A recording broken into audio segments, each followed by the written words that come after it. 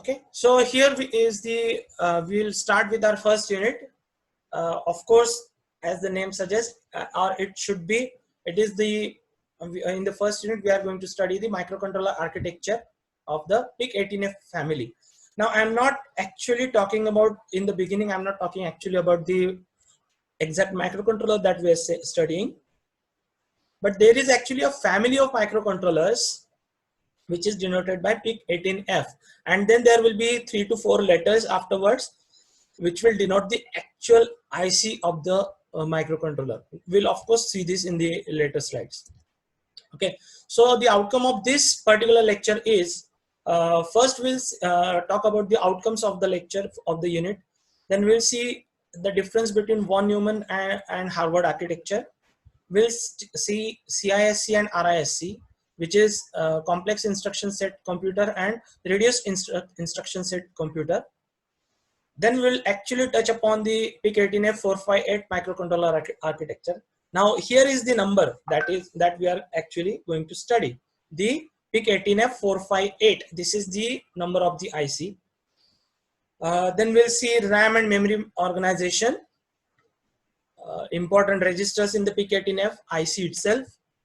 Then the PIC18F programming model we'll see, and finally we will see PIC18F instructions. Now this is the outcome of the first unit. Actually, it is not the outcome of outline of the today's lecture itself. We will study these things in some around 6 to 7 or 7 to 8 lectures. Okay. So to the outcomes you are expected from studying this unit are, you will be able to differentiate between various architecture types of microcontrollers and instruction sets. Like in the beginning, we'll see the von Neumann and Harvard architecture. These are the two most common architectures of microcontrollers, and the instruction sets like CISC and RISC that we'll see. Then you should be able to explain the architecture of PIC18F458 microcontroller. Then you should be able to describe the memory organization of PIC18F. This is a very important and very specific and peculiar part of the PIC18F458, which is very different from the microcontroller that you have studied. Okay. Then you should be able to explain the programming model of PIC18F458, and then create simple assembly language programs using arithmetic and logic instructions. These are the outcomes of the first unit. I'm not talking about the full subject. For full subjects, we have seen the outcomes already in the last slide. Okay, these are the outcomes that you should be able to do after completion of the first unit. Okay. Now, the von Neumann architecture, it has a single memory. That is data. Actually, whenever we study a microcontroller, or whenever there is any programmable controlling device, there are two things required to store. One is the instructions, that is the program that you will have to store in the controller somewhere, and the data that you are going to process on, like addition of two numbers or reading an information from a port. So this the information that is read from the port is the data that has to be stored somewhere. Okay, so normally there is a data memory and program memory or instruction memory, but in von Neumann architecture, the two memories are not different. The two memories are same. Okay, you have only a single memory, and it is stored. It has a single memory which stores, in which the data is also stored and instructions are also stored. Okay, and since there is a single memory, there will obviously a single bus which will connect to the CPU, right? The connection between CPU and memory will be done through a single bus. So since there is a single bus, you understand bus, right? Bus means the lines which will transmit the data, right? Or transmit the information. So since there is a single bus, so at a time either instruction can be read or the data can be read or written, right? And therefore, to complete an instruction at least 2 cycles will be required. First cycle will read the instruction and second cycle will read or write the data. Now you understand where this kind of architecture you have seen. This architecture is used in the where this architecture is used in the microcontroller that you have studied already. Which microcontroller you have studied? 8051. 8051 architecture. It has the von Neumann architecture, right? There was a single memory and there was a single bus, and either you could read the instruction or write the data, right? And therefore there was an ALE pin, address/enable, right? From there only you were able to read read instruction or write the data. Then there is an advanced architecture proposed, which is named as Harvard architecture. Because of those disadvantages of von Neumann architecture, this came into picture. And this Harvard architecture has separate memories. Now this is very important, separate memories for data and instructions. So what happens? The data is stored in a separate section, instructions are stored in a separate section, separate buses connect the CPU with the memories, and since there are separate memories and separate buses, when an instruction is being executed, the data for next instruction can be fetched, right? So this concept is known as pipelining, and this is possible only because of separate memories and separate buses. Now you can imagine what will happen with this, right? While I'm executing one instruction, I can fetch the next instruction. Means the in a single cycle, an instruction can be completed, or you can say the speed will be much higher in this case, in the Harvard architecture case. Okay. So to sum up the differences between von Neumann and Harvard architecture, let's see. Von Neumann architecture, same memory keeps data and instructions, whereas in Harvard architecture, separate memories for data and instructions are available. In von Neumann, there is a single bus connecting to CPU with the memory. So therefore, time multiplexing is required. What does it mean by time multiplexing? Means at a single instance of time, the bus will either carry instruction or carry data. So the time available to us will be divided for address or data. That kind of time multiplexing is required. Okay. Then at the time of reading an instruction or reading the data, at a time you can either read the instruction or read or write the data in von Neumann case, while in Harvard architecture, reading, writing to the memory and reading an instruction can be done simultaneously. So that's why it will be much faster, and von Neumann is comparatively slower. Example of von Neumann architecture is the microcontroller that you have studied, 8051, and Harvard architecture example is the one that we are going to study in this course. Okay. Now the second difference that you want to study is the RISC versus CISC. Now RISC is reduced instruction set computer, while CISC is complex instruction set computer. Okay. Again, RISC is the example of RISC is the PIC microcontroller, and CISC is the one that you have studied, 8051. Okay. In the reduced instruction set computer, the instruction set itself is a small and compact. Means the number of instructions is smaller. Whereas in CISC, the instruction sets there are a lot of instructions. Okay. So what happens is, for almost all tasks, there are separate instructions. So the actual code, number of lines of codes is smaller in CISC, whereas in RISC, number of instructions are small, but there is a lot of programming involved in them. That's why the number of lines of codes is more in RISC. Okay. Most of the RISC instructions are uniform size, whereas in CISC the number of lengths are the length of the instruction is variable. Now what does it mean? If you remember in 8051 microcontroller, the instructions were of very different lengths. There were 16-bit instruction, 24-bit instructions, or 32-bit instructions also, right? But in this case, in RISC, for example, in case of PIC microcontroller, almost all the instructions are 16-bit.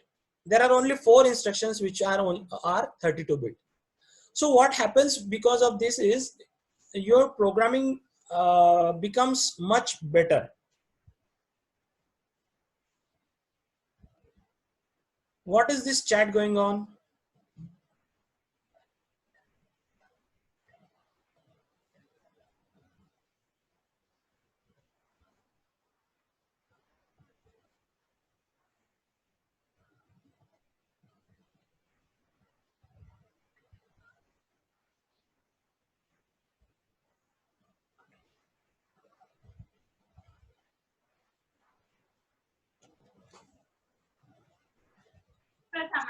The RISC microcontroller has simple architecture. Yes, Neha, you have any problem?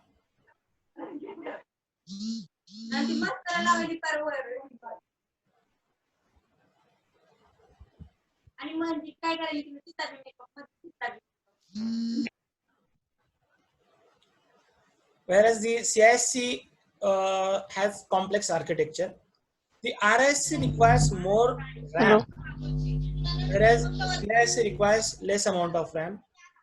The RISC operates at much higher speeds, whereas CISC operates at comparatively lower speeds.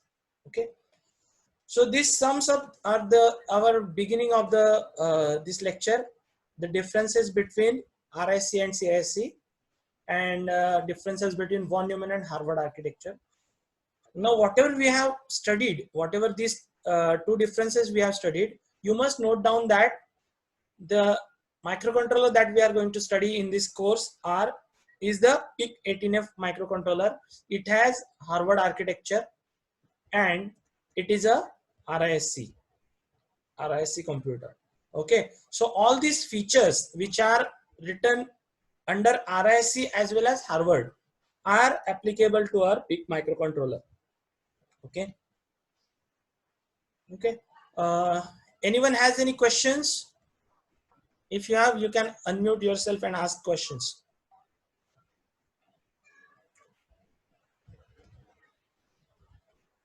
Okay, so shall we go ahead? Okay, we still have some amount of time and we'll use it. Okay. So the PIC18F microcontroller family that we are going to see now. Now, what does PIC stands for? So PIC is peripheral interface computer. It was the name given in the beginning, but later on, most of the times it is only considered as PIC. Okay. So this PIC microcontroller is not only a single microcontroller. It is a microcontroller family. The basic things are same, but some additional features are available inside the separate microcontroller chips. So some of the things that are common to the 18F family that we are going to see, and some specific things that are required for the specific IC PIC18F 458 that we are going to study. We'll see them separately. Okay, so this microcontroller, PIC18F family microcontroller, has a microcontroller unit, and inside there is a microprocessor unit also. Okay, it has, as we already said, Harvard architecture. So there are 2 separate memories: program memory for instructions, means the program, I mean the instructions that we write for the program are stored in the program memory, whereas the data that we are going to process is stored separately in the data memory. There are multiple IO ports, and there are many internal peripheral devices such as timers, and we'll list out later on what I'm here saying only timers because you are aware about the timers only. We'll see what are the other devices which are supported by this microcontroller. Okay, now this is the microcontroller architecture. So how do you think about this diagram? Ideally you should study and remember this diagram, but as I can also understand, it is very difficult to remember all these things in the very beginning. Okay, so instead we'll start with a simpler block diagram. Okay, this is the simplified view of the PIC18F microcontroller. Okay, now in these two diagrams you can see here, this diagram is taken from the data sheet of the PIC18F 458 microcontroller. Okay, that data sheet is available freely, you can download it from the internet. And this diagram is taken from the book Mazidi. This book, actually there are number of copies available in our library, but it is not possible right now. So I will try to share a soft copy of this book with you. Okay, you can later on refer to that also. Okay, these are the two important references that you will have to keep with you: the Mazidi book and the actual data sheet of the microcontroller. Okay, these are the only two things that you will need as references, and rest of the things are all you will get everything in the notes and the PPTs that I'm going to give you. Okay, now this is the architecture simplified block diagram of the microcontroller. At the heart, as usual, there is a CPU, central processing unit.